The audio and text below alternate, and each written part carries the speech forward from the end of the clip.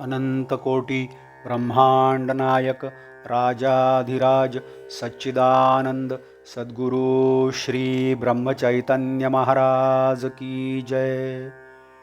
श्रीराम समर्थ। 14 जुलै। गुरु सांगेल तेच साधन। परमार्थ म्हणजे काय हे मी तुम्हाला अगदी थोडक्यात सांगतो। परमार्थाचे जर काही मर्म असेल तर आसक्ती सोडून प्रपंच करणे हे होय। ज्याने आपल्याला प्रपंच दिला त्याचाच तो आहे असे समजून वागले म्हणजे आपल्याला त्याबाबत सुखदुःख बाधत नाही। हे साधण्यासाठी गुरुमुखाने दिलेले परमात्म्याचे नाम आपण घेत असावे। गुरु कुणाला करावे? जिथे आपले समाधान होते तेच गुरुपद म्हणावे। गुरुपद कुठेही एकच असते। गुरुला कुठे आडनाव असते का? गोंदवलेकर गोंदवल्यास राहत असतील, दुसरा कोणी आणखी कोणत्या गावी राहत असेल, म्हणून लौकिक आडनाव जरी निराळे झाले तरी गुरुपद हे सर्व काळी अबाधित असेच असते। तुमचे जिथे समाधान झाले त्याला गुरु समजा आणि तो जे साधन सांगेल त्यातच त्याला पहा, त्याच्या देहाकडे पाहू नका। तो लुळा पांगळा आहे की काय हे पाहू नका। तो देहाने कसाही असला तरी त्याने सांगितलेल्या साधनात राहा। त्याची लाज जिथून गुरुपद निर्माण झाले त्याला असते।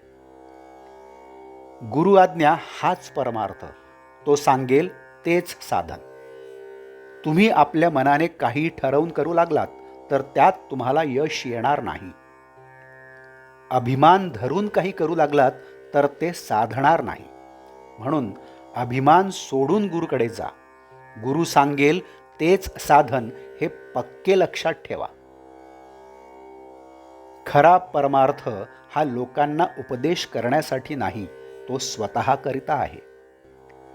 आपला परमार्थ जगाला जितका कमी दिसेल तितका आपल्याला फायदेशीर आहे। जगातल्या मोठेपणात मुळीच सार्थकता नाही। खरा मोठेपणा नसताना उगीच मोठेपणा वाटणे हा तर फार मोठा घात आहे। एकाने कोळशाचे दुकान घातले आणि दुसऱ्याने पेढ्याचे दुकान घातले। दुकान कशाचेही असले तरी शेवटी फायदा किती होतो याला महत्त्व आहे। तसे प्रपंचात कमी जास्त काय आहे याला परमार्थात महत्त्व नसून मनुष्याची वृत्ती भगवंताकडे किती लागली याला महत्त्व आहे।